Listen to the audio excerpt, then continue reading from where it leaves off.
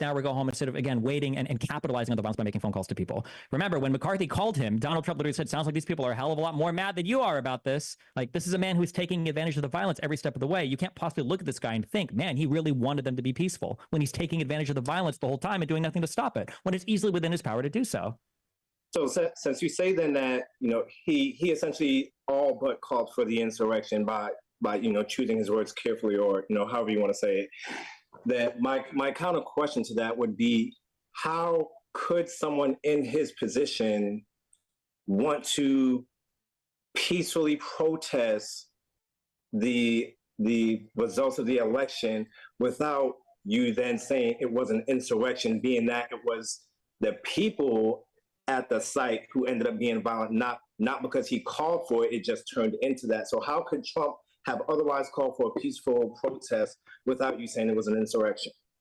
Well, one is sending them to the place where the vote was being certified is already a huge red flag, number one. Number two is you've spent really months getting all these people to believe that the election was stolen with no evidence. Number three is you've used multiple parts of your government to engage in lies over and over again about there being evidence of voter fraud, which there wasn't, and he knowingly lied about all of these things. And four, there's probably never an appropriate way to protest the certification of the vote, because at that point, you're not protesting like voter fraud. You're not protesting like a court's decision. You're literally protesting the certification of the election. The electors already voted on the 14th of December. The election itself was already held on the 3rd of November. Like at that point, what are you protesting? You're just protesting the certification of the vote, the peaceful transfer of power. Okay. Maybe. All right, who's up next? And then I'll go to my topic that I was going to ask you guys, because I just want to get shift the conversation a little bit, make it more a little interesting. James McFarland, go ahead. Oh, wait, hold on. And we're back up on YouTube. And Myron, I do have tonight, I do have a hard out at 11. Oh, shit. Eastern Standard Time or Central? Yep, Eastern Time, yep. Oh, shit, so you got 10 minutes left. Yep. Okay, no worries, man. That's fine. We'll just finish answering these questions, and then we'll try to speed through as many of them as we can. Alright, y'all call me while I'm taking a dump, but fuck it.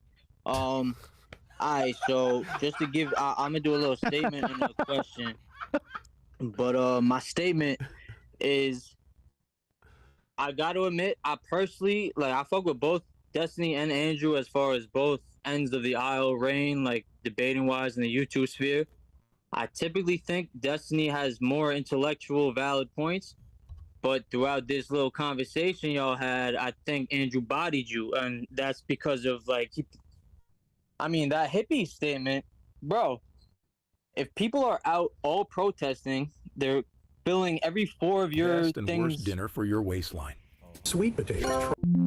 Oh, sorry about that, guys. Continue on. Yeah. I don't know. As far as those 4 points are, if they're all protesting for weed, you're considering that an insurrection. It's like, if that's your definition, then that an insurrection, all right, who gives a fuck about who's having an insurrection? That shit is not as serious as you're trying to make it, if it's as simple as something like that. And I mean, you might just, maybe you don't think an insurrection is a big deal. That's fine, but people probably shouldn't be gathering to violently try to overturn laws in this country. We've got a process for it. We've got a whole legislation. I knew that was going to be a rebuttal, but so why are you trying to equate that with a group of people smoking weed against a weed law? That means I'm not the same. Don't make both of those insurrections. I never made both of them the same, but an insurrection is an insurrection. I can show you examples of rape that are far more atrocious than other examples of rape. That doesn't make one not rape. Okay. Any crime can be done with more severity than another crime. That doesn't make it not a crime. It doesn't make it not a thing. And a bunch of people smoking weed against a weed law doesn't make them trying to overthrow the government. I agree. I don't think it does. A bunch of people, but if a bunch of people, would you agree that if a bunch of people smoked weed and they all decided they were going to show up and break into Congress to try to prevent them from passing some new law? That wasn't the argument you made, though. The argument he made was if a bunch of hippies did all four of those arguments you made, and the one thing against the law that they were suppressing, because I was going to say this too, Andrew's argument against the suppression versus doing illegal activities during a riot, that was his stupid fault for his argument as well. Wait, hold on. To be clear, wait. Andrew didn't say they were just smoking. Andrew said they were setting forests on fire. No. I'm not talking about that in general. I'm talking about Andrew was talking about like, oh, they're committing crimes during their riot or whatever, and you were saying that's not them going against a law. Like, I'm agreeing with both of you in both what you're saying, but in his specific argument when he said those people are trying to smoke weed, I'm a little drunk right now too, so my words isn't as coherent. But when he's saying they were going against smoking weed and there's a bunch of hippies getting together and smoking weed, you can't equate that to people overthrowing a government and say, yeah, that's insurrection if that's going with my definition. Yeah, smoking weed wouldn't be an insurrection. A crowd of people smoking weed wouldn't be an insurrection. And even if it covers all four of your bases that you were saying, one of them is by force or intimidation in order to like overturn a law. So they would have to be rioting. They would have to be causing violence in order to get people to. So if they were doing that while smoking weed and their reason was smoking weed, that's an insurrection. If a bunch of people showed up at Capitol Hill and they said that we're going to engage in violent conduct because we disagree, why does that have to be Capitol Hill? I mean, it doesn't necessarily. I'm just giving an example. I'm saying if they showed up, it could be anywhere. And I'm more of your fan. I'm just sure. I mean, I guess it could be anywhere. If they engaged somewhere and they wanted to go and do a whole like maybe it could be a state. I don't know, maybe it could be a fucking neighborhood of like anti-pot smokers or whatever. And they're like, we're going to go here and we're going to start rioting and burning houses down because we want to have the fucking weed laws changed. It is bullshit that these motherfuckers like took weed from us and they engaged in that behavior. I'd say, yeah, that's an insurrection. You've got an assembly of people that are trying to use violence and then you're trying to change the laws, that are affecting publicly everybody. Like, yeah, that's an insurrection. You're insurrecting the government. That's not the process by which we change the laws. Would you agree that insurrection is not that serious in that case then? No, I think insurrection is incredibly serious. You don't want people thinking that they can get laws changed in the country by doing violent riots. That's horrible. So you don't think the definition of that should be changed or the word should be changed for an overthrowing of the government based off of your definition? Your definition I understand maybe many boundaries. Yeah, no. No, if you've got a bunch of people, even if they smoke weed, if they're committing acts of violence as a big group in order to pressure people to change laws, no, I don't think that's like a not serious thing. I think it's a really serious thing. You think a bunch of people gathering together, smoking weed, if police come to try to control that situation, they start protesting against it as a part of groupthink. Like, this is common psychology. Like, it takes one person to go against police for a bunch of people to do that. You think those people are equivalent to people trying to overthrow a government? Come on. No, I don't think so. No, but I don't know if that would even count as an insurrection by that. If it was just a bunch of people that got together and they're smoking weed or whatever and it ends up bringing in a riot, no, I don't think that would necessarily be an insurrection. But they got together against that law against weed. They've gotten violent or threatening, the way you said.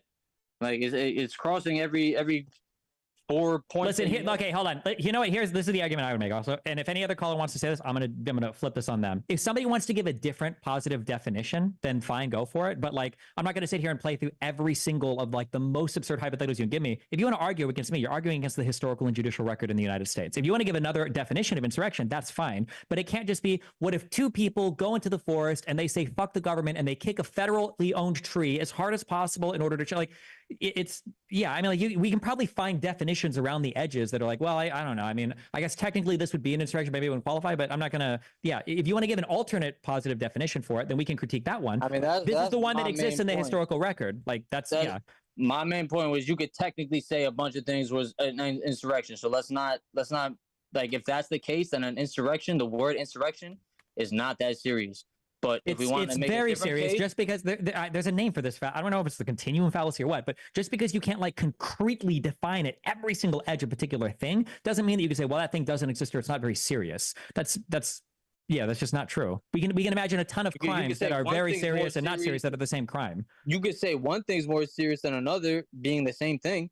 But yeah, so I could say there are some insurrections that are probably really bad, and historically in the United States, there are some insurrections that probably weren't that bad, right? Like that, I think that whiskey rebellion was over like fucking tax stamps. I think the biggest deal was that it was a big one, and it had to do with like the first time the national like army had been mobilized for anything. But like that, it probably wasn't that big of a deal. Every insurrection isn't the worst type of insurrection. I think this particular insurrection was really bad, but we can't even agree on what the definition of insurrection is. And the reason why is because Andrew knows if he gives any definition of an insurrection, it's either going to exclude everything from being an insurrection, or it'll easily include January 6th. What up? All right. Was there somebody else next? This is And you got to go, right? Yeah, I do. That's I do cool, have bro. to go. Don't worry about it. But I did want to thank Destiny for having this debate with me. It was a lot of fun. And thank you again to Fresh and Fit for hosting. My name is Andrew Wilson. I'm the host of The Crucible's fastest growing debate channel on YouTube. You can find our back catalog at thecrucible.video. Thank you guys very much. I really appreciate it. Sorry, I only had 3 hours allocated to this. We kind of went a little over, but. And if your people want to continue to watch the stream, they could come on over to either Fresh and Fit or Destiny. Are you on YouTube right now? Yeah, we're live back on YouTube. Yeah, I'll set up a raid so that they can come on over, okay? If you're going to do an after show or something. Yeah. I think me and Destiny were just going to have a conversation because I was going to talk to Destiny about some stuff too, and then the CastleClub members can chime in. But yeah, we're live back on YouTube and everything. You can send your people over to us or Destiny, whichever you prefer. Thank you. Hey, you guys have a great one. All right, bro. I'll see you soon for Haas. Real quick, Destiny. I guess we'll shift this a little bit, right, from the January 6th stuff. And then I'll, obviously, after we have our discussion, we could turn it back to the CastleClub members. Shout out to all you guys, CastleClub.tv. Obviously, the attempted assassination attempt has, created a whole bunch of news. It's been like, this has probably been one of the most turbulent weeks or 2 weeks that I've ever seen, like, in history, damn near. You got Joe Biden stepping down. You got the president almost was assassinated. You see Kamala Harris is more than likely going to be the Democratic Party's nominee. The DNC is coming up. You have just so much crap going on, right? The congressional hearings right now with the FBI. I know the FBI director went ahead and testified yesterday. I was reacting to it, and then before him was a state police from Pennsylvania, and then before him was Kimberly Cheatle, who resigned from the Secret Service director. Things have been going crazy. Obviously, you were going viral on Twitter for having some contrarian views. I'll say it. I'll just put it that way. Okay. What are your views on? What's your thoughts on everything, bro? How are you doing? How are you holding up? Obviously, I know some people had said some things about you that I'm not going to repeat here. We don't have to disagree on everything to still get along. But yeah, bro, what's your just thoughts on everything? There's been a bunch of crazy shit going on. There's a bunch of crazy shit. It's the U.S. news cycle. Every couple days, something happens that resets like everything else. Like it feels like right now, like the assassination attempt is becoming like a distant view because of all the crazy shit that's happening recently. I don't think people even mentioned, and there's so much big news that people didn't even talk about. Like I know that Secret Service director stepped down today. We had the culmination of the Alec Baldwin case that I don't think anybody even paid attention to for like more than 5 minutes. No, because that ended in a crazy fashion. Yeah. Well, what ended up? Yeah, because I've been following the assassination closely. Like that's a good point because even myself, I didn't follow the Baldwin thing. I guess to his benefit, the assassination attempt happened, and then you had the RNC and stuff, and like that's just what plagued the news. Like no one gave a shit about the Baldwin trial. What ended up happening with him? Did he get acquitted or what happened? I think it was a Brady violation from the prosecution. They had some defense they had some evidence that was turned over to them that they probably should have made available to the defense, and they didn't. And the defense wanted to question them about it. And the DA, the prosecutor, she decided to take the stand because she wanted to defend their conduct. And then after she did it, she got cross-examined, or no, it wouldn't be cross-examined. She just got the prosecutor questioned. And it was a disaster. Yeah. Oh my God! And for those that are unaware, like if you got Brady violations in your investigation or your case, kiss your case goodbye, man. Whenever you don't comply with discovery, that creates like really big issues. I mean, you could get disbarred for that shit, guys. Yeah, and then the case was ultimately dismissed with prejudice, so they can't bring it back. It's like done now. Yeah, it was pretty wacky. Yeah. Holy shit! He got the OJ treatment pretty much. We all know he did it, but he walked away. Yeah. Holy crap. That's literally just like the OJ case, with Furman and everything else that happened where he was able to walk because, just sloppy handling of evidence. And in this case, you got sloppy prosecutorial, people. So that fucks it up. What about what are your thoughts on the assassination, bro? There's a lot of speculation that there was a second shooter involved. A lot of people don't believe as though Crooks acted alone. Obviously this, you look at JFK, Oswald, people don't believe that narrative either. What's your thoughts on that? Did you think he operated alone? I mean, I don't see any evidence that there was any broader conspiracy involved. I think that if anybody really was trying to do a conspiracy to get Trump, I don't think it would have been some 20-year-old retarded dipshit that's prone on a roof 100 yards away that misses those shots. But I mean, people will now where conservatives have put us in the media landscape, literally nothing will ever happen again that doesn't have a conspiracy behind it, whether that means space lasers causing fires in Hawaii or bioweapons labs in Ukraine or whatever the fuck else anywhere else. Like, yeah, every single thing is going to be something or a coup in the DNC or. Yeah. for me, looking at the evidence, to me it looks right now, you know, and of course my mind is open to be changed, but right now it just strikes me as a single shooter. The FBI testified yesterday that right now it looks like a single shooter. And for those that are wondering, oh, it's a cover-up, it's a cover-up, guys, trust me, with a case that has this type of media coverage, the FBI would love nothing more than to be able to say, we identified co-conspirators and we're going to go make an arrest. Like, that actually helps them. It doesn't benefit them to say it's a solo shooter. So, you know, because at the end of the day, these federal law enforcement agencies do want status, they do want recognition, they do want praise, and most importantly, that leads to funding from Capitol Hill. So a lot of times they want to be able to say we did X, Y, Z, do the press release, and you know, walk the perp, etc. So I think that in itself defeats a lot of these, you know, insider conspiracy theories, whatever. You know, am I skeptical about official narratives like you know, Oswald, etc.? Do I believe the Warren Commission? Fuck no, I think that's bullshit too. But in this case, I just haven't seen like damning evidence yet that there was a second shooter. And for those that are saying, oh well, why did Crooks miss? You know, he obviously knows how to use an AR-15. He had done some practice. Well, what people don't know, and this kind of came out during the testimony, was right before he shot, one of the police officers climbed the ledge to try to confront him, and Crooks saw him, pointed the gun at him. The guy said, oh shit, and he like fell off because someone like, you know, hoisted him up. So he hoists him up, gives him a boost. Guys gets his head over the roof, sees Crooks. Crooks sees him. He points his rifle. The guy's like, oh shit. He just literally drops off and hurts himself.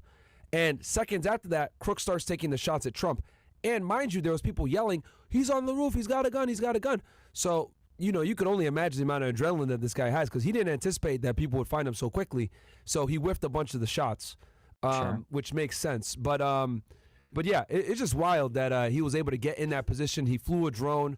He had explosives in his vehicle, which I could see why people think that there was someone else, because it's like, how does this fucking 20-year-old that doesn't have knowledge on making bombs, presumably because they haven't found anything on his devices, do this alone? So that's kind of where I think, you know, whenever there's questions that are being asked like this, people are always going to assume that there's more people. It flourishes, it allows the conspiracy theories to flourish. What are your thoughts? Yeah, I mean, like, I agree, but like, everybody's going to conspiracy theory everything. Like, literally any piece of evidence could have been released and people would have just said the opposite. Like, if he had conversations with his friends saying like, I'm going to go and get, you know, Donald Trump on my own, people would be saying, well, why didn't the friends say anything about it? Why didn't they turn him in? It's because they were in on it. This was a conspiracy.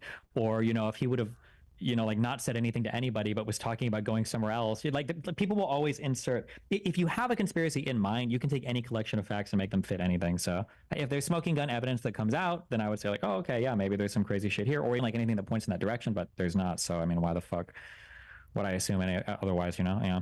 What do you think about Cheatle stepping down as director of Secret Service? I don't know enough about the operational procedures or the management structure of the Secret Service. Like, it seems to me that it's so funny because, like, I don't know if you've ever thought about this, but I've always thought, like, when I'm watching movies or when I'm looking at like the president making a speech, I'm like, damn, how do they secure like entire cities? Like, couldn't anybody from a fucking random window shoot at this president, dude? Like, that seems crazy. And that's a big reason why they don't do. They try not to do inner city like meetups in public. I've heard somebody say that, but I don't know if it was like I don't know if that's real or if it was just like a Trump hater headline. But I think somebody had said that the Secret Service had been telling Trump like, hey, we can't do events outside. It's not good. And Trump was like, I like outside. It's fun. I don't know if that's true or not, but yeah, I guess it's kind of crazy. I mean, realistically, what I will tell you that's true is that Trump like doesn't like the nuance of people. Like, he doesn't like the image that people can't come up to him and like shake his hand. And, of course, you know, he wants to be able to interact with the people. So he tries to keep Secret Service fairly far away from him. That's why they weren't as quick to respond to him, because he purposely tells him, hey, like, he doesn't want to give the image that he's weak. So, you know, which I understand. But yeah, continue on. Sorry, you were saying? No, yeah, I mean, yeah, I agree with you. I just I haven't dug into this that much because I haven't heard any crazy smoking gun things. But I guess like the weirdest thing to me is, I don't know, is it true, if you've watched this, is it true that the Secret Service like marksman had him like sighted for minutes before he actually shot? That's what they're saying. We don't really know yet. When they brought Cheatle on, she didn't really give concrete answers to that. And you know, and some people didn't like that I said this, but I told people, like, Cheatle isn't the person you want to bring on if you want to get questions answered, because the issue is, and I'll go through this very quickly, is that when you're going to subpoena people to come in and answer questions, the director is probably one of the worst people that you can bring in. And while that might be true, the one problem that I had, and I understand they're congressional hearings, so, you know, it's all for show and media, whatever, but like, for show. What? Yeah, but they asked her over and over again, like, who would be responsible? Now, maybe she doesn't want to throw anybody under the bus. Yeah. But she was very evasive, right? Where she was saying, like, oh, well, there's a lot of people in charge and there's multiple, like, layers to these operations. But, like, unless the Secret Service literally operates differently than every single thing I've ever seen in my life, and I mean, you can tell me, you work for a federal body, like, for any operation, for any given thing, there's always going to be ultimately one person who's accountable. Otherwise, how the fuck can anybody make any final decisions, or, who do you talk to when things are fucked up? Like, there should be somebody that you can go to who ultimately signs off on things, even if it is just like a rubber stamping, like they don't actually go over it. There should be somebody at the end of the day who's responsible. And the fact that nobody was ever named, I think, but maybe she just didn't want to throw someone under the bus, or maybe people just weren't being diligent enough. There's a multitude of reasons why. Like, she didn't want to throw people under the bus, etc. That's one thing, right? Which I will commend her for that. But the problem with the director, and I'll speak for your audience that might not be familiar with me, guys. I was a special agent with Homeland Security Investigations for 7 years, 3 years as an intern, so I'm very familiar with how Secret Service works. I've done Secret Service details before, etc. I know how the agency in and out. So with all that said, the director of any federal law enforcement agency typically is more of a politician than a law enforcement officer. These guys sometimes aren't even agents. They're like, for example, Ray, the director of the FBI, was an AUSA. He never carried a badge and a gun in his life or did an investigation, but he's the director of the FBI. And it's a political position. You're going out politicking with people. You're the face of the agency. You're going around shaking hands, kissing babies, etc. A lot of the times you don't know what's going on the ground. Now, why do I say this? I say that because directors are they're like 10 chains above the people on the ground that actually are going to have the intimate knowledge that these, hearings require. So the real person that they should have subpoenaed, they should have subpoenaed a few people. And I did a whole tweet about this, but I'll summarize it quickly. For the criminal investigation, you need to subpoena the FBI, and more accurately so, you need to subpoena the case agent from the FBI Pittsburgh office, because he's the one that's running the actual investigation and making the decisions and dealing with the AUSAs. And then you could go ahead and bring his special agent in charge. Those two individuals are going to answer every single question that you have on the criminal investigation, because they're the ones actually on the ground doing it. That's for the criminal investigation. Now, sure. For figuring Although I will say real quick on that, though, people have a really hard time understanding this. It is possible, especially in law enforcement, that you can fuck up your job really like hardcore and be, completely fucked for and get fired or whatever. It doesn't necessarily mean there was criminal wrongdoing, right? Like, it could be that somebody fucked up really bad. Now, if you fuck up really bad, if you can show like some type of, I don't know what the particular statute would be here, but some type of like gross negligence or something, then maybe you could get like up to a criminal charge. But it is possible. It's not inconceivable that somebody could have had the responsibility of clearing that roof, and for a variety of like reasons, they just didn't. They were lazy. They saw something fucked up, and that comes out to be proven. But it doesn't mean there's necessarily a criminal charge, because the person wasn't like criminally liable for what happened. Of course. Now, as far as like figuring out what went down on that day with the particular Secret Service detail, Cheatle might have some answers as a director, but the real person you want to bring in, and I actually mentioned this to one of the congresswomen yesterday on the Twitter space, is that you want to bring in the head of Trump's Secret Service detail, who is probably going to be a GS 14 or 15. Typically, that's going to be a supervisor or second-line supervisor. Why do I say that? Because for them to do that protection detail, they had to do something called an operation plan. And an operation plan in law enforcement is something that you have to put out every single time you're doing some form of enforcement action, whether it's a search warrant, an arrest warrant, anything that you're serving. And the reason why I say it is because the person that signed off on that operation plan is A, on the ground, that's one. 2, knows where people were supposed to be staged, call signs, radio equipment, who carried which guns, etc. And he will be able to specifically identify, down to the name, who was supposed to be at that building and where they're supposed to be located. So they asked a lot of really detailed questions that, Cheatle might not necessarily know because she's too high up, right? Now, of course, people are going to say to me, well, Myron, she could have went ahead and spoken with these people and got these answers. Yeah, that's true, but nothing is as good from getting it from the source, because anytime you answer a question, what comes next? They want a more specific answer on the follow-up, and she's not going to be able to provide that. So what they should have done was brought in the supervisors that were on the scene that day, because, I know the Secret Service tried to blame the local cops, but at the end of the day, it's on Secret Service because they're the ones that use the local cops and other agencies to augment their security details. So that would have given but while them what that's they true, needed. There's no shot that hearing would ever happen in a public forum where you're like talking about very specific details for how the Secret Service does like security procedures. That would always be closed hearing, right? No, yeah, but at least they would be able to get the answers that they want. But again, I genuinely believe that bringing Cheatle in was just a dog and pony show and clip farming. Like, if you look, Some of the people were super rude to her for no reason, saying she's bullshitting, blah, blah, blah, all this, which I get it. There's outrage and you needed a whipping boy. But she's not going to have the answers. And then the other thing they asked her too, which I thought was very interesting, they asked her about a lot of internal matters as far as like people being fired, etc. Well, she's not going to be the right person to ask, because if you want to go ahead and get into that type of stuff, like what you were talking about before, gross negligence, all these things, well, some of these things are administrative violations, and then some of these things could potentially even rise to criminal. Well, the only two agencies that are going to do that, it's not going to be her. It's going to be something called the Office of Inspector General, DHS OIG, and then it's going to be Secret Service Office of Professional Responsibility. I know people are saying, Myron, what the fuck is the difference between the two? Secret Service OPR is going to be handling the administrative stuff. They're going to make sure that the guy that shot the fucking dude was using the proper weapon. It's within Secret Service guidelines. It's a service weapon. He was using the right ammunition. In admin shit. Then OIG is going to investigate anything that's potentially criminal, that whether someone lied on a form or anything else like that. So those guys are going to be the ones that are going to be privy to anyone being fired, because they're going to have to do their own independent investigation, which Cheatle doesn't have access to, by the way, guys, for a multitude of reasons, right? Because it would fuck up with it would be a conflict of interest if she had access to that. There are outside investigative agencies that investigates them, so she wouldn't even have access to or have the answers for those internal questions that Congress was asking. So and then also another thing I noticed when they were asking questions of the FBI director, they asked a lot of questions that like weren't even pertinent to the assassination, and a lot of it was like to push their own agenda. Oh, we need to ban AR assault rifles and all this other shit. It's like, bro, you got this fucking guy here. Ask him the question about the case. Why are you talking about gun laws and shit like that? That doesn't have to do with the topic at hand. So a lot of these people are, trying to get reelected and do a dog and pony show, which obviously I get what it is, but it's like, bro, the American people deserve better. Like, ask real pertinent questions to the actual assassination, which is why this guy's fucking here. Same thing with Cheatle.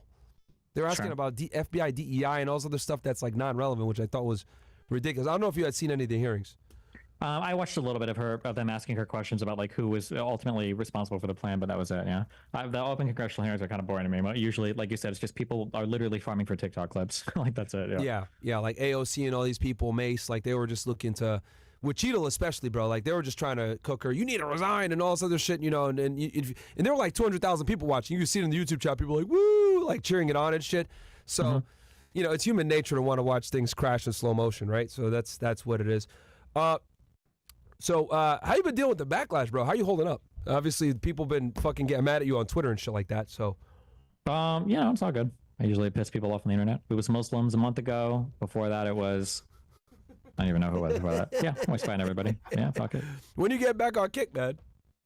I got abandoned like 4 or 5 days, I think. Dude, I've been there for. Bro, one thing I've noticed about them, dude, is like they say they ban someone, but it never sticks ever. They banned, I think, aren't Zerka and Heel Mike gone forever? I don't know. Are they back? Well, I don't know. Maybe someone could double check. But like, dude, it's like every other week they're banning like Neon or Jack Doherty or one of these guys. Then they're back like within a few days. Sure. I mean, Twitch does it too with streamers who get banned like 20 times for sexual outfits and shit. So yeah, Yeah, I'm happy Twitch let, I know you and Sneeko don't get along, but like they let Sneeko back on, which I was stoked for. Like I didn't realize that you can come back on Twitch even after you've been banned. Like do they have some like, kind of policy or something like that? Do they have what'd you say, a policy? Yeah, do they have like a policy where like after a certain amount of time you can come back? Well, I mean, you're technically never permanently banned. It's only indefinitely, so you can apply for an appeal every 6 months and then that's it. But yeah, I mean, they rejected 4 of mine, so who knows, maybe someday we'll see.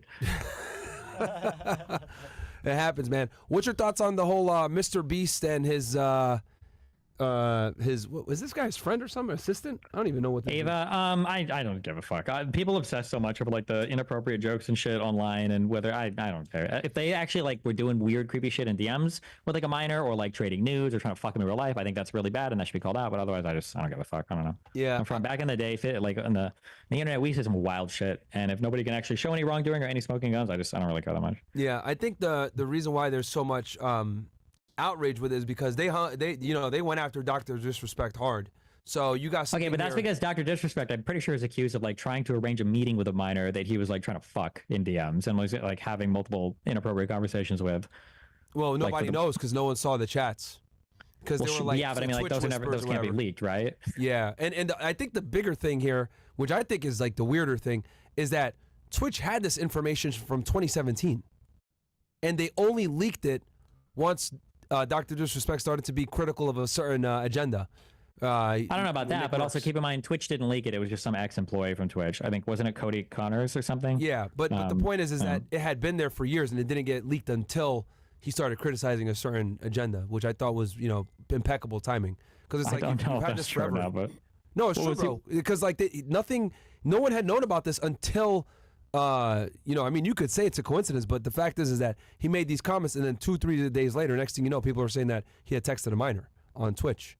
And Twitch knew about this because remember that he got kicked off Twitch for a bit, and then they settled out of court or whatever, and he came back, and it was because of this matter.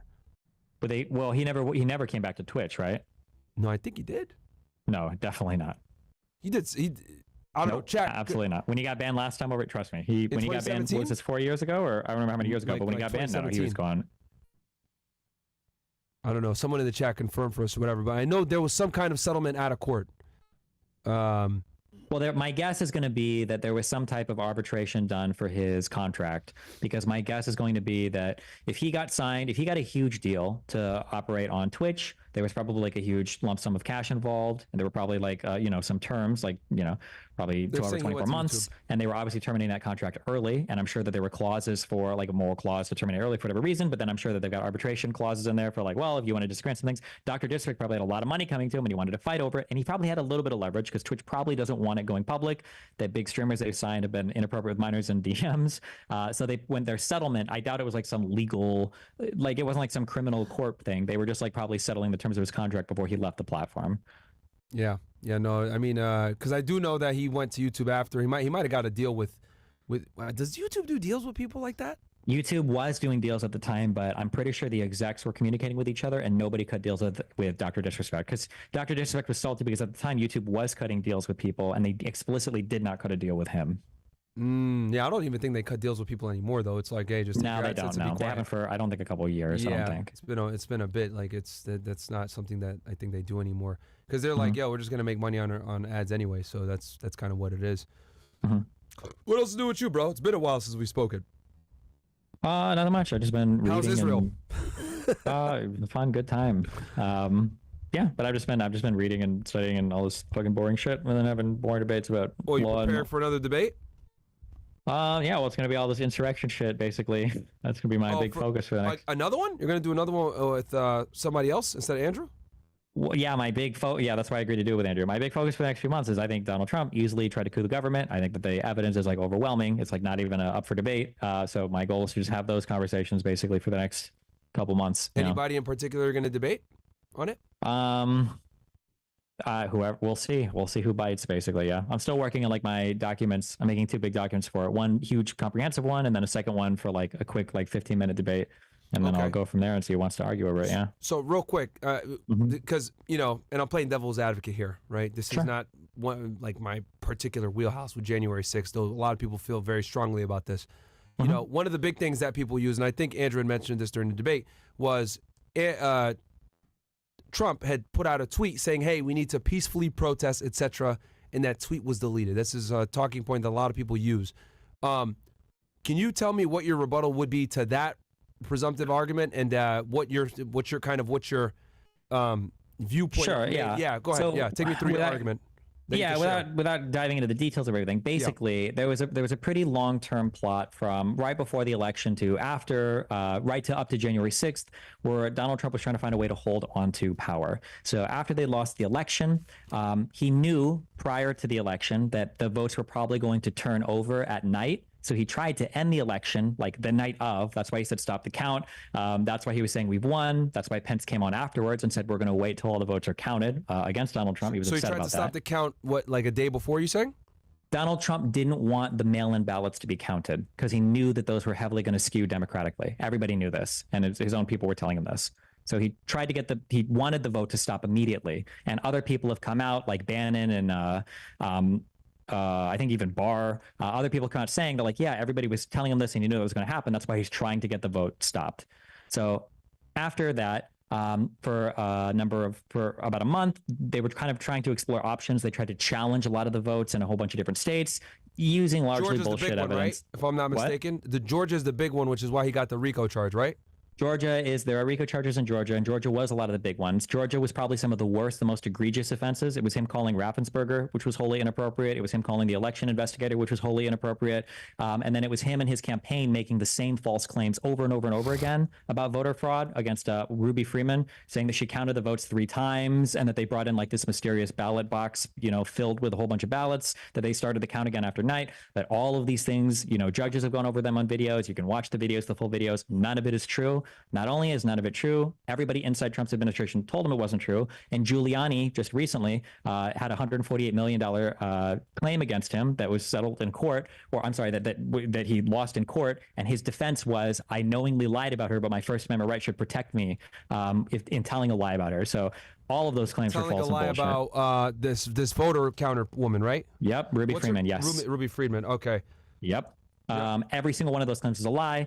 I like Giuliani. Moving forward, there was a guy called Kenneth Chesbrough, and then through Eastman, they basically concocted this legal theory that was going to make it so that if they could have basically Pence act against the Electoral Count Act, which is supposed to say how the vice president counts the votes on January 6th, that they can use Pence to unilaterally throw the vote out or count the wrong votes or just give it to the House delegation by doing stuff that they were going to claim was like constitutionally possible, but was against the right, which is what he refused to do that, which is why Trump was very angry at him.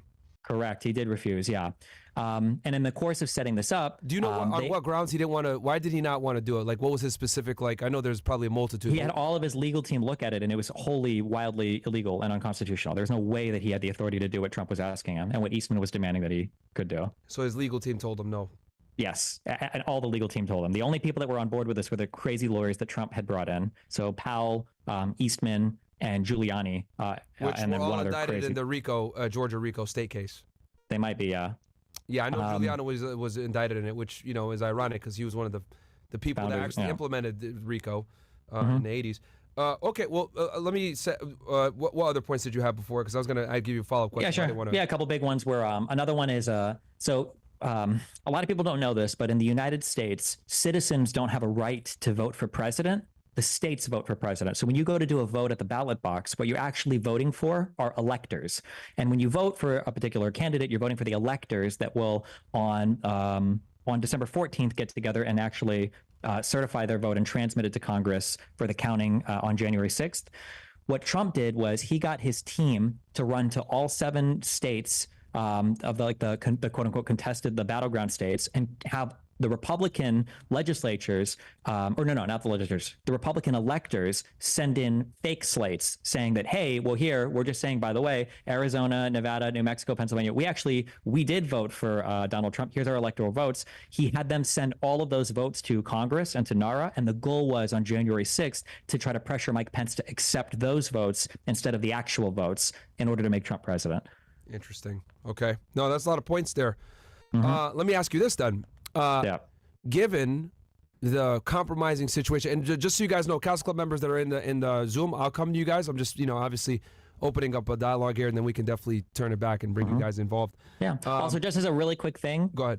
Every single thing that I just said is super publicly verifiable. None of this is contested by anybody. Nobody denies any of this. Everything that I just said is super open public record stuff. Nothing here is by subpoena, super criminal investigation. All of this is very open. Tons of people, mainly Republicans, that will attest to everything that I just said having happened. But yeah, okay, sorry, go ahead. All right. What I was gonna say was, how do you think how do I say this? The information that recently came out on Fani Willis and, having an improper relationship with one of her attorneys, how do you think that's going to affect the prosecution?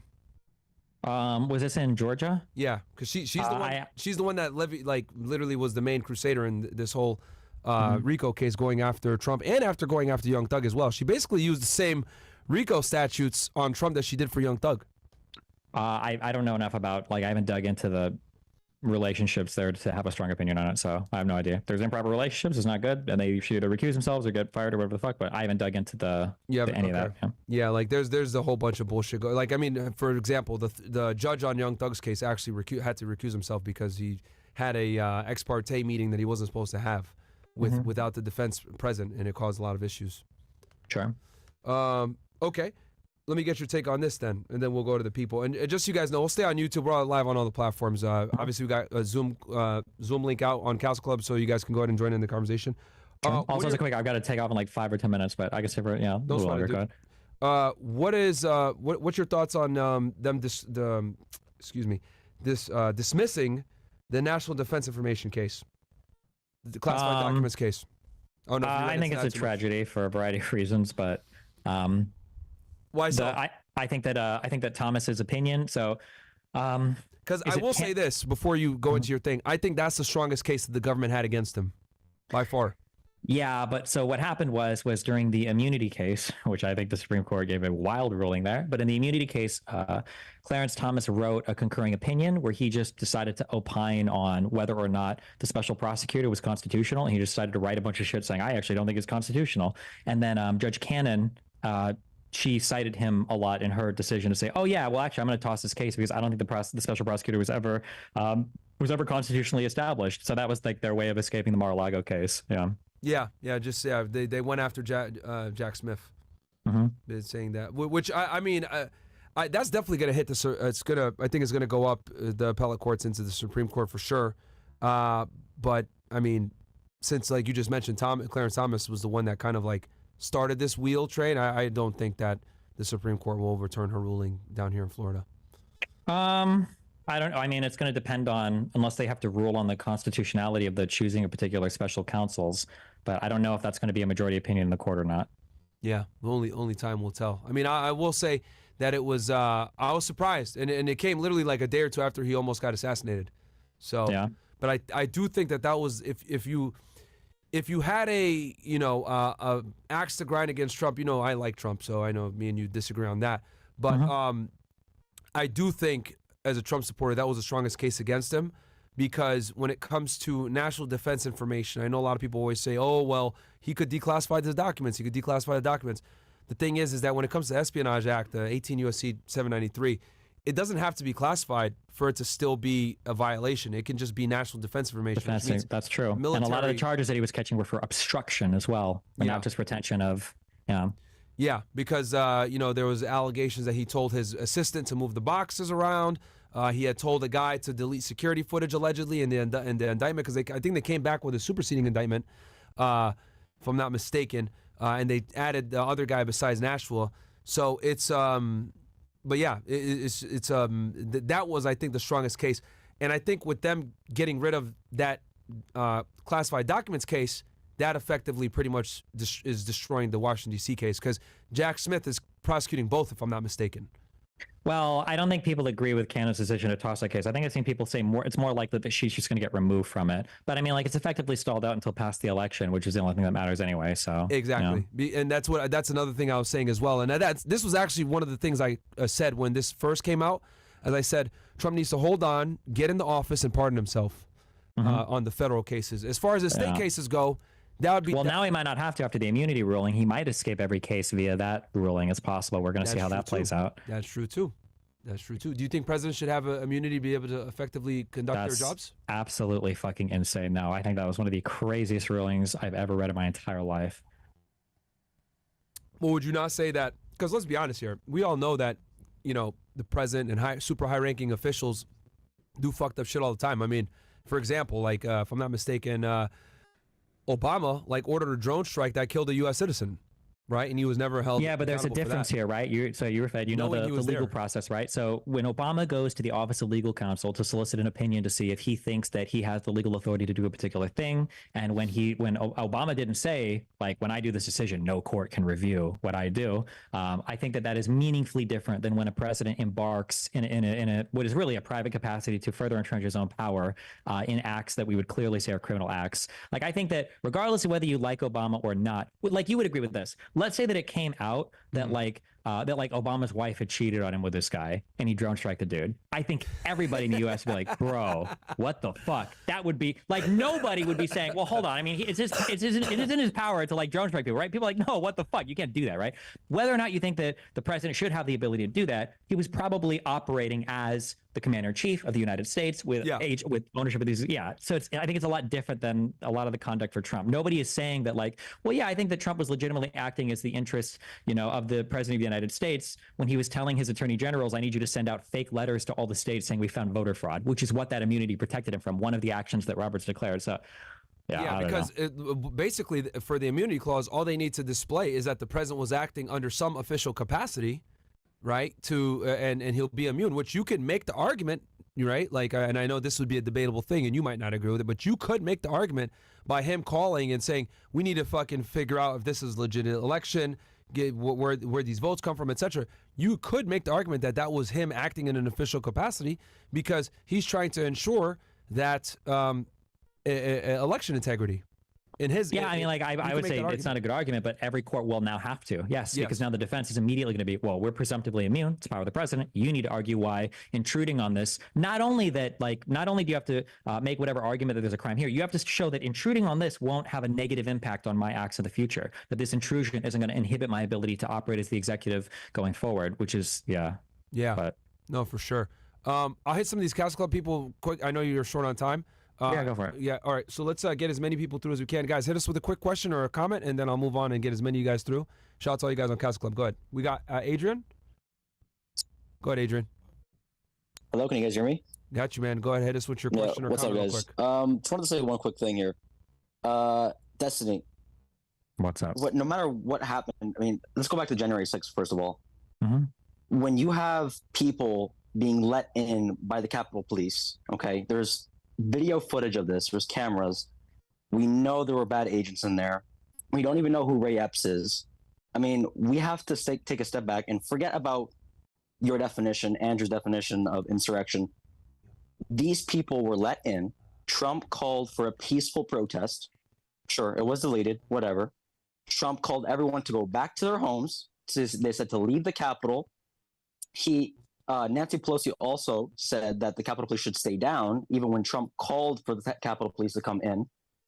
Okay, and also, I mean, this is just ridiculous. I mean, it was not an insurrection. These people were let in, and the only person that died was the woman who was shot by the cop.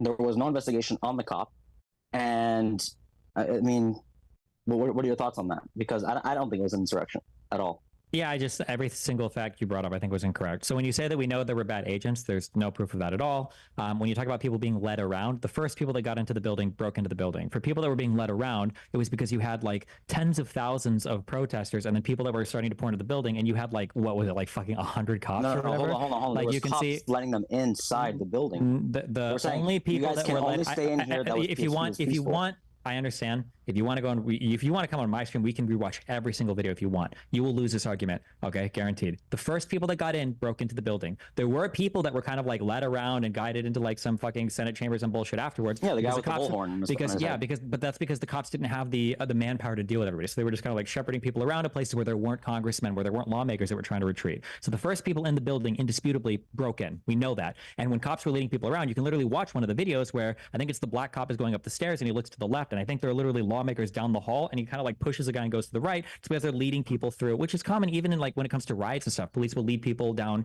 streets or down corridors to crowd them into certain areas. They just didn't have the manpower to deal with that event. When you say we know that Ray Epps was there, we know that the day before Ray Epps shouted stupid stuff, and that's on camera for sure. But there's a lot of people. Call him a fed also for that. That's fine. There's no evidence of that whatsoever.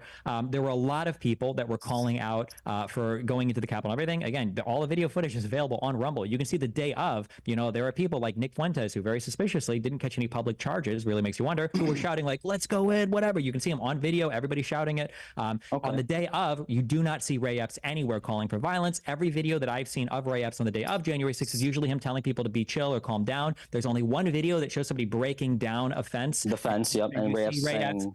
No, whatever you were about to say is not true. Ray Epps is not saying anything. You can go find the video you want to rewatch it. Destiny, you're pissing on me. I'm going through all your points. You said a bunch of points. Let me respond to them, okay? I've watched all these videos on stream before with extensive detail. I read the Revolver article. I talked to the author of the article because he was in that debate with me, with Greenwald and Alex Jones, okay? You cannot hear Epps say anything about go and attack or go and do anything. You hear him whisper into a guy's ear, and then eventually somebody else comes forward and pushes over the fence. And people say he was telling them to attack, but there's no evidence of that. And all the video footage you see on January 6th is him telling people chill out, calm down, okay? You mentioned that Trump called for a peaceful protest with a deleted tweet. I don't know where this is. I haven't seen this before. I don't know where this deleted tweet is. I could try to pull it up for you. Yeah, if you can find it, that's great. Yeah. However, while the riot was raging on, okay, while the insurrection was raging on, there were multiple people that ran to the Oval Office begging Trump, Trump Jr., Ivanka, I think even Meadows, I think Cipollone, like so many people went and they're like, you have to stop this riot. You have to stop this insurrection. You have to stop this violence. Please tweet, please do something. He didn't. Which is what he did. No, he didn't. Which is what he did, yeah. And Nancy Pelosi called back the state police. I'm sorry. Why didn't he do it immediately when he was asked? Why did he wait 3 hours? There is no answer to that question. Wait, it was 3 hours. No, Pelosi not have the state Capitol Police there? Why didn't wait, hold on. We're not even at, hold on. We're not at that part yet. The ultimate authority to deploy the National Guard there, the chain of command goes all the way up to Donald Trump because this is federal property. Okay, so Donald Trump sat and he watched on TV for at least 3 hours while that protest turned into a riot, turned into an insurrection. And the only thing that him and Giuliani did was he made calls to lawmakers, many of which are reported. McCarthy, other Republicans will tell you, he made calls to lawmakers telling, hey, maybe you should delay the certification of the vote. It wasn't until 3 hours after the violence started that he finally made the tweet once it was winding down saying like, okay, hey guys, I think it's time to go home. So that tweet that he did where he called people to go home, this is after hours of begging by so many different people in his White House counsel and his family were begging him to tweet. It took hours for him to do that. And then at the very end, when you said Pelosi said the Capitol Police should stay down, I think Pelosi and Mayor Bowser, I think they fucked up when they didn't ask for more Capitol Police to be there. However, Donald Trump never there were some, there just weren't very many, and most of them were doing traffic control. The reason why they weren't there is because people were worried that Donald Trump would try to use the National Guard or military to do some weird shit, and they were really worried about that. And I think in the end, obviously that ended up not being the greatest decision. But when Donald Trump asked for 10,000 National Guardsmen to be there, that wasn't an official request put in. It was a random conversation he was having with, I think it was with Milley. He said, maybe we need 10,000 guards there to protect my people. That's all he said. There was no official request that was put in and ignored. He just kind of like floated it as a suggestion at a private conversation, and that's it. That's all the points. Okay, you just said like 10,000 things in like times 2 speed. But let's just go over this 1 second. They had a committee, a January 6th committee, who just reviewed everything. Hold on, Adrian. We do have a lot of people waiting, bro. Adrian, we do have a lot of people waiting, man. I want to try to. You know what I mean? Because that's fine. Go ahead. Take Harrison next. Harrison's been waiting. All right, Harrison, go ahead. And I do have the tweet here, Destiny. I'll pull it up on screen and show you. Okay. Go ahead, Harrison. I don't know if you can see that there. It says, Donald J. Trump, I'm asking everyone at the U.S. Capitol to remain peaceful, no violence. Remember, we are the party of law and order. Respect the law and our great men and women in blue. Thank you. What time? When? Do you know what time that tweet was? That is a good question. Let me see if I get a timestamp. At 3:13. Yeah, wait. So it had already turned into a violent. It was already like rioting at that point. Well, we don't know. This is the one. This is the one that he put in when people were begging him to tweet at people to go home. They were like, "Please tell your people to go home," and he ends up putting that tweet out. That basically just encourages them to stay there. Was it at 3:13 p.m.? Okay. Okay, so who's up next? Is it Harrison? Okay, Harrison, go ahead, bro. And let's speed through these so I can get as many people as possible. So I know Destiny's on some tight timeline here. So hey, good evening, guys. Can you hear me? Yeah, we got you, bro. Guys, hit us with your question and or comment. Hey, so I was kind of curious for Destiny. I had watched your interview with Pierce Morgan the other day, and you had said that you did not want to disavow the shooting of Trump. Are you willing to talk about that tonight? Because I think that was a really low thing to do, considering who he is, what he's done for the country, and you're kind of just a small little person. It's a whole thing to get into, but just basically conservatives don't take responsibility for literally any of the violent rhetoric or actions they've engaged in the United States. So the idea that they would ask for sympathy when something happens, I think, is a little bit ridiculous. When you look at the rhetoric around January 6th, when you look at the rhetoric around Paul Pelosi, when you look at the rhetoric around literally anything else, conservatives seem to be gleefully shouting and making jokes about and making fun of and calling conspiracy on everything. So yeah, I don't think anybody owes them any kind of sympathy or anything if a bad event is happening to their to their side. I mean, it's not good. You shouldn't want like violence or assassination attempts or anything in the United States. Nobody should celebrate that. It's not a good thing. We shouldn't want that. But I mean, like the conservative rhetoric is literally taking us there, has taken us there. The shooter was a Republican. I mean, what do you want me to say? Well, you know, and but also at the same time, you had Kamala Harris during the whole Black Lives Matter riots, encouraging more riots, encouraging more violence. So in my eyes, I don't know how you would be able to even comprehend that Trump is actually inciting more violence when you have the left literally going on TV and advertising to go ahead and be disruptive to Republicans. Go ahead and what is that when we say Kamala Harris was encouraging rioting? What are we citing to there, or what statements? So that was during the Black Lives Matter during COVID. Mm-hmm. I'm aware of Black Lives Matter and the protest during COVID. Yeah. Correct. And so, But I'm asking, what did she say? What were her statements where she was like inciting? Was she saying like, you guys need to go and blow up courthouses, or you guys need to go and? She was encouraging the supposed quote unquote peaceful protests, which in turn anybody with half a brain could see that those were not peaceful. And all you people do is you change the definitions of things in order to make the garbage that in all reality is evil to sound less evil, so that way you can feel good about it and actually incite it even more. The whole idea behind protesting is to do it peacefully. To change it and say that, oh, well, it's peaceful protest, when they're mostly peaceful protests, but in the end they are violent. Well, wait, if Kamala Harris saying that, like, well, listen, you guys need to be peaceful at least, if her saying that still counts as her ordering violence, I guess, why wouldn't you say for the same for Donald Trump when he tweeted out, you guys need to remain at the Capitol and be peaceful, when the people had already started rioting there and all they continued to do was riot, and then Ashley Babbitt died? But the thing is that he never did say to continue the riots. Kamala Harris incited it and actually encouraged it. Encouraged rioting? Yes. Didn't she condemn violent protests? No, she didn't. Anywhere. During the whole, and I'm just referring to 2020 during the COVID, Black Lives Matter So here's a question. So I'm seeing a quote from Kamala here saying, it's no wonder people are taking to the streets and I support them. We must always defend peaceful protests and peaceful protesters. We should not confuse them with those looting and committing acts of violence, including the shooter who was arrested for murder. And make no mistake, we will not let these vigilantes and extremists derail the path to justice. Can you find a single quote of Donald Trump criticizing any behavior ever on January 6th? Well, I'm obviously not equipped to go and research that because I've been listening to you guys for the past couple hours. Okay. Well, I guess so. I'm just demonstrating. This was a statement of her how about this, Harrison? supporting peaceful protests and condemning violent protests. But I'll move on to the next just so I can get as many people through. But thank you, thank you, guys, brother, for chiming in. No, absolutely. Real quick, Destiny, are you going to the DNC? I don't know. We'll see. Okay. All right. Well. Obviously, I know you're not going to vote Trump. What are your thoughts on Kamala taking the helm and more than likely being the Democratic nominee? We'll see how it works in a couple weeks. So far, it's going better than I expected it to. But I think that conservatives are having an issue, not to sound like a woke tard or whatever, and conservatives don't have to listen to me, but I think that conservatives are making a huge strategic error right now and being like so fucking unhinged in their racism and sexism against Kamala. I think that they need to stick to way different kinds of attacks, and they're going like mega unhinged right now, and it's probably going to hurt them if they continue it. But so in that way, I guess Kamala was a good choice on my end, but I guess we'll see what happens. Are you going to vote in November? Yeah, for sure. Okay. Well, I would peg you more like libertarian, left leaning. Well, I mean, would you agree with that assessment? Maybe. It really depends on what particular thing we're talking about. Okay. Yeah, because to me, you strike me as like more libertarian, but like on the left side. Whereas like for me, I'm like kind of the opposite. I'm libertarian, but more far, people call me far right, whatever the fuck. But sure. Yeah. But okay. So you are obviously you're gonna vote Kamala, I'm assuming. Or whoever the Dems put on the ticket. Hell yeah. Whoever the Dems pick up on the ticket. Fair enough. Okay. Who do we got here? We got Lewis. Go ahead, Fernando. Lewis. Yeah, Myron, I wanted to ask, what do you think about like Israel and Netanyahu having significant influence over the U.S. and like why are all the presidential candidates Zionists? Like, what's your opinion on that? Well, I will say this. I reacted to his speech yesterday, and they stood up 81 times and gave him a standing ovation. So after every sentence, they gave him an ovation. So that should tell you everything that you need to know there. What are your thoughts, Destiny? Did you watch the speech yesterday? I didn't. My take's gonna be hugely unpopular here.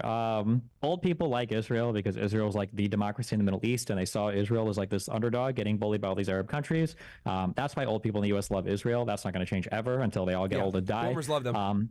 What? No, the boomers absolutely support Israel, yes. Yeah, Israel sucks at propaganda. Jews suck at propaganda. They suck at controlling the media. I think that's been demonstrated like with extreme efficacy in the past like 7 or 8 years. They cannot control any media narrative to save their life. Nobody will believe me on that now, but that's fine. But I think that the people to look out for are, I would say, it's Qatar, Iran, China, and Russia. I think for like controlling media narratives. I think those are the huge things that we have to look at going forward, but we'll see.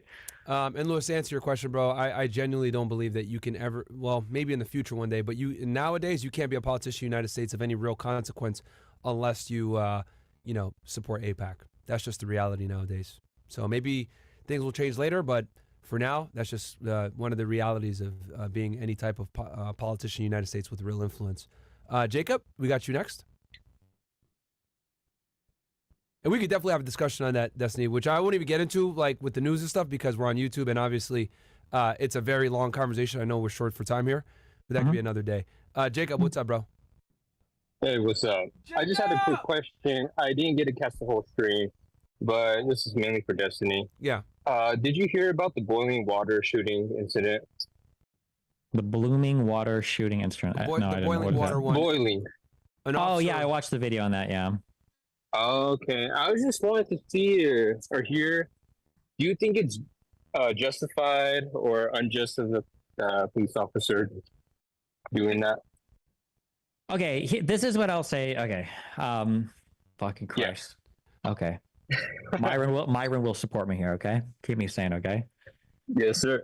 Okay, let's see. When you find people that are exceptionally talented, or you find people that are in incredibly dangerous situations, the Hollywood portrayal of this is that like a really good athlete, a really smart thinker, a really good cop is somebody that has like cat-like reflexes, the aim of like James Bond, the mind of Einstein, right? That this is what it means to be like an effective law enforcement officer, secret service person, whatever the fuck. The reality is the people that are the most successful in life, this applies to every area of life too, okay? It's not the people that are able to make these like lightning fast decisions and figure out what they need to do on the fly. It's people that prepare themselves and put themselves in situations and environments where they can succeed. All right. When a police officer is dealing with I don't even want to say a suspect, but really with anybody that they're not fully comfortable with, there are reasons why cops say, hey, let me see your hands. Or if they're doing even a small detainment investigation, they'll say like, can you come and sit over here on the sidewalk? Can you just like keep your hands on your knees? If they want, maybe they'll zip tie, maybe they'll handcuff you, like just so I can see what's going on. The reason why you do that is because you never want to be in a situation where an old lady has a boiling fucking pot of water that you send into the kitchen and is about to fucking throw it at you, and you're like, well, fuck, right? At the time that the lady goes to throw the boiling pot of water, am I very critical of the cop shooting her? Not. I mean, she's close enough to do some fucking damage. If she gets a whole boiling pot of water, I'm like, I'm not like, at that point, I kind of get it, but there's no way that it should have gotten to that point. I have no fucking idea why law enforcement would allow a lady who seems fucking insane, and she has seemed insane up to that point. Why would they let her walk to the kitchen unaccompanied to turn off a boiling pot of water on a stove when they have no fucking idea what's going on? I think that the officers just fucked the handling of that situation up, and they put themselves in a situation where they had to make an impossible call on like shooting a lady who's got a huge pot of boiling water that she's trying to throw at this cop. And it was just, I think it was fucked in that way. So when people analyze the shooting, usually when cops make mistakes, it's not because they made the wrong split-second decision. It's usually because they weren't being careful in advance to make sure that they had the people that they needed sitting on the sidewalk, their hands cuffed in advance to control the situation, essentially. That was my feeling on it, yeah. And then Myron can agree or disagree with the general and specific. I agree with some of it. I think it's a clean shoot, contrary to popular belief. I think it's a 100% clean shoot, and I'll tell you why. And I can tell you guys this from being former law enforcement, understanding use of force and using lethal force. You are not judged on 20/20 hindsight. You're judged on the facts that were visible to you when you decided to pull that trigger. So this is why, this happens all the time. A police officer will shoot someone that what they thought was a gun but it ends up being a toy gun. Why? Because they had no knowledge that it was a toy gun until after the person was shot. But they were operating. We don't judge them on 20/20 hindsight, right? What were the facts available to them when they showed up on the scene?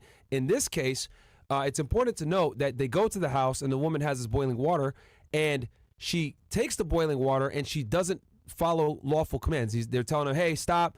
Don't grab that water. Don't throw it on us, blah, blah, blah. I'll shoot you. And she still continues to disobey the lawful orders.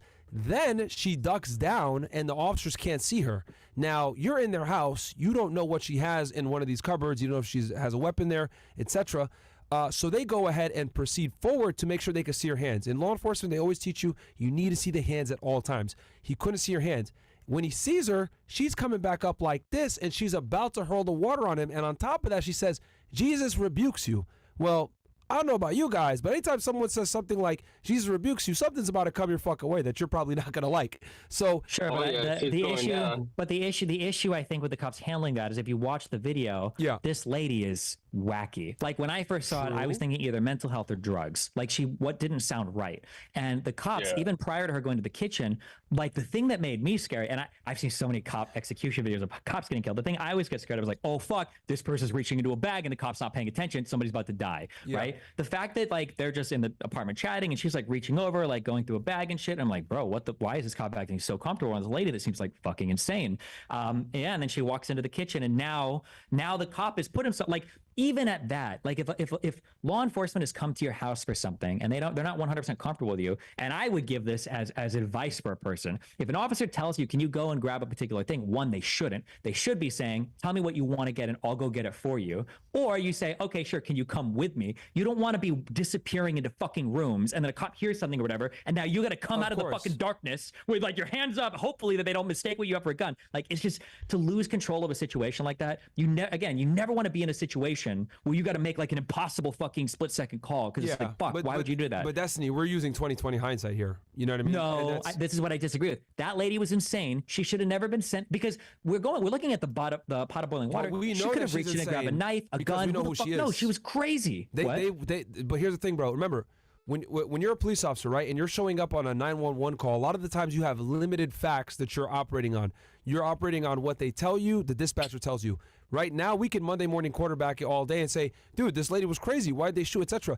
He might have not known that when he rolled up to the scenes, and I understand what you're saying. Yeah. I've seen enough drunk people. I've seen enough people on drugs. I've seen enough crazy people, and I've seen enough cops. I know that cop knew. Unless that guy was an actual green as fuck, the most rookie motherfucker ever, who's never been in a bad neighborhood. That lady, and you can watch me watch the video. As soon as that cop answered the door, and he's like, "Hey, did you call 911?" And she's like, oh dear, oh no, yeah, what's happening? And the cop's like, are you okay? Destiny. And she's like, oh, I don't know. And she's like, this lady is me and you could agree to disagree, but like insanity isn't an excuse. Like whether the person is sane-minded or not, the police officer or the law enforcement official still has the right to defend themselves regardless of the person's mental capacity. Because like I said before, they don't know what her mental capacity is, right? Of course you can infer, this dude's a little off, whatever it may be. But regardless, if someone grabs a weapon, and I would argue that boiling hot water is a deadly weapon, you can absolutely use lethal force to combat that. And she did try to throw water on him. But the cop, the cop has a right to defend himself. That's why I'm saying at the point of the shooting, I get it. But like, if you think a person's crazy, this is why when a cop pulls over people or groups of people or whatever, they'll say like, hey, can you guys get out of the car? Can you sit on the street? Can you like put your hands forward where I can see them or whatever? You're doing this so that you don't end up in a situation where you have to go to someone. Because like this shooting, every part of it, and trust me, I've watched so many of these videos and I take so many unpopular stances that are pro-cop. My aunt was NYPD for 20 years. Like I have a lot of sympathy for making calls like that. This was a situation where as soon as they opened the door, that lady was fucking insane. She was even on the phone with a guy who sounded like a mental health caretaker. She was fucking wild. And the idea that they just let her wander around her house, I think it was totally preventable. Well, she was fucking crazy. And I'll tell you why. Well, the thing is, so when you're showing up on a 911 call, right, and you're going to someone's house, it's not really because when you're on the job, they teach you to de-escalate and keep things as chill as possible. Going to someone's home when on a 911 call and telling them what they can and can't do, though yes, you can absolutely do that. You want to try to minimize that because at the end of the day, you don't really have much authority, right, to like be telling people what they can and can't do. Oh, you got all the authority. If a cop is doing an investigation, you don't got a warrant. You don't need a warrant. You got a 911 call. He was invited in the house. Cops can do what they want to, what they need to keep themselves safe in the process of performing an investigation, right? If a cop pulls me over and they feel like I'm skittish as fuck, and I got these like huge coats on, the cop has every right to say, "Listen, sir, why are you detained? While I got you pulled over, can you just step out of the car and like take your coat off?" He has every right to ask me. Destiny, your home and your car are vastly different. Like there's a reason why the Castle doctrine is this. There's a reason why you need way more probable cause to secure a search warrant on a home than on a car. Like they already have probable. They got a 911 call. That's probable cause right there. They can enter the house. Like they're totally within their right to do so. Yeah, they got to call for burglary. Sure. But that could be retracted. Here, keep in mind, though they have the consent to go in, it could be retracted at any time. So they can but then the officers would just leave. They would just leave. She'd be like, "Okay, can you guys get the fuck out?" And the cops say, "Oh, is there anything?" Yeah, they could leave. But you don't want to escalate things if you don't have to. So you're going to be as chill as possible That's why they were relaxed. Now, is that the best way to go? Everyone is different, right? Everyone skins a cat differently. But what I am saying is, like, based on the facts that I saw and how she went behind the counter, she grabbed the pot of water, it was boiling hot, etc. She wasn't following lawful commands. She tried to hurl it at him, and we know boiling hot water can absolutely mess you up if it lands on you. I think it's a good shoot. Some people in the chat disagree with me. That's totally fine. But you know, you guys aren't law enforcement. I don't know, man. I feel like you should rewatch that video from start to finish. It. Like, I watched there are it. so you should watch. I agree with you. I agree like 99% of the time in these cases. But there are times where like the cop can say like, "Hey, can you just like step out, or can you come over here, or whatever." Like if a cop came into my house and asked me questions, I'm never like running over into my bedroom to like grab shit or like shouting some shit at the cop, because I know that like, why the fuck, like, this guy doesn't know if I'm gonna fucking kill him. He's got a fucking gun. If any escalation is gonna be one of us is dying, right? Yeah. Like. Yeah, I feel like that's the thing where you can call it an escalation, but I mean, like with the cop, like assuming the only people that would get escalated on if you were to ask them like, hey, could you just like chill here with your hands out? If they start to get irate about that, well, then they're probably gonna get irate if they disappear in another room as well. Like, why risk it? Well, besides the shoot, and I'll just leave it, make this last point, and then move to the next person. I think the shoot, right? He got obviously he got arrested for this and everything else like that. I think a big reason why he was arrested, because this was a political move. Because where this happened, in like Illinois or somewhere, something like that, somewhere in the Midwest. I think it was Illinois, yeah. Yeah, which is a blue state. Like, I think George Floyd kind of showed us that the potential for riots and for social anarchy is very real. And the prosecutor's office was like, you know what, dude, we don't want to deal with this shit. Let's just get this guy arrested and let a jury decide if he's innocent or not. I think this guy has a really good chance to go ahead and be found innocent on this. I know some of you guys in the chat are saying, oh, he had a DUI before, he's been fired from other departments, etc. More than likely, his defense is going to move to get that stuff like not brought into the trial. And the reason why is because they don't want to poison the jury with other stuff that might not necessarily be as relevant to the case, because we want to go with the facts and circumstances that were present at that particular encounter, not necessarily his prior conduct. And I doubt that if his defense attorney is halfway competent, they're going to make sure that stuff doesn't come in. But we'll go to the next person, Chief Rocca. Chief Rocca, what's up, bro? And yeah, you guys could go. Some people will disagree with me. That's fine. No, we don't have to agree on it. Oh, this is my last one. Then I gotta go to This bed. is your last one, bro? All right, no worries. Last one here, guys. Go ahead, Chief Rocky. You got the. What's your question or comment for me or Destiny? Hey, can you hear me? Yep. Yeah, what's up, brother? Hey, no comment for Destiny. I've been wanting to say this since that stream with DL Saint for the Leo guy, the one that kept on saying, the Russian dude. If he does not, he needs to apply on clearing house. That will, if you have the driver's license in the States, his driver's license will be in that system, and it will show him if his violations are cleared, and he's good to go again. And they have the option for him to take the class. Yo, Chief Rock, I'm sorry, bro, but your mic is really bad, dude. Like, you're kind of like coming in and out. It sounds awful. It sounds like you're echoing. So I'll just move to Ray J for the sake of time. RJ, sorry. RJ, go ahead. You'll be the last one. Oh, sweet. All right. Yeah, just two quick comments. I mean, you know, what that dude said earlier, about definitions and shit like that. Like, I mean, the Oxford, like, I always go by dictionary definitions. Are we back to the insurrection? Like, you said what? Are we back to the insurrection? Okay, all right.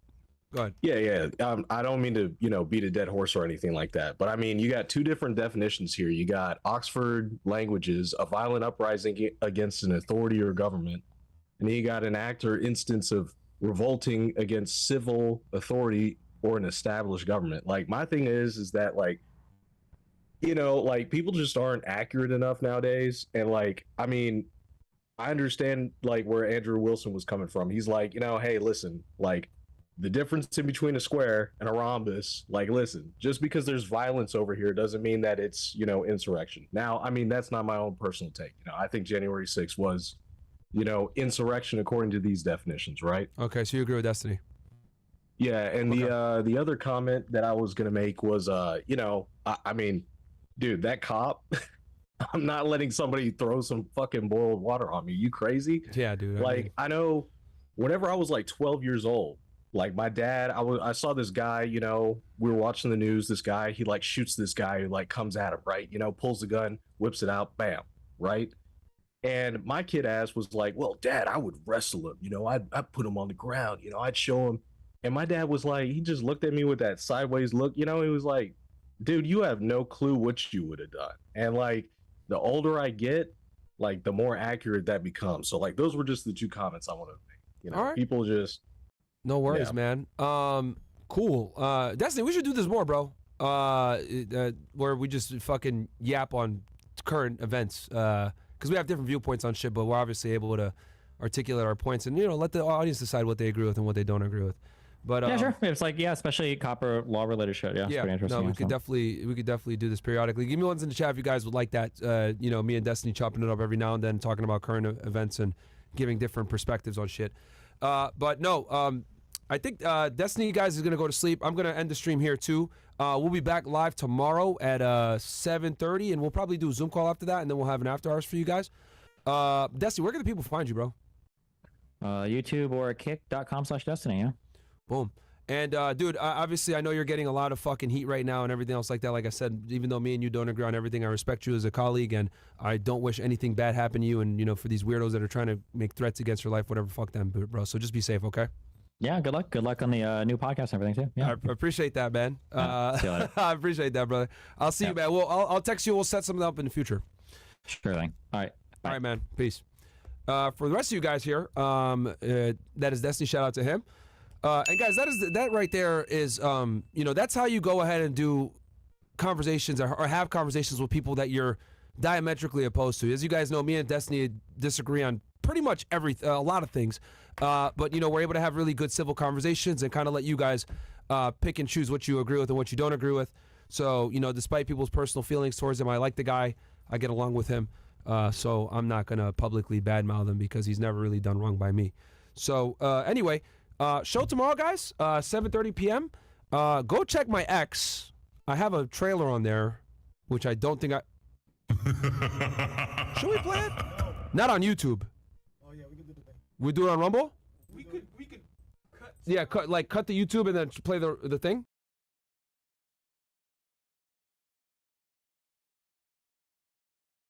Do me a quick favor. Go ahead, Ashley, you're good. Do me a quick favor. Move on over to Rumble real quick. I'm going to show you guys a preview of a project that I got coming very soon with some certain individuals. We're only going to play it on Rumble. And you guys are going to see why we're playing on Rumble once I play it. If you could pull up my X here, Bills.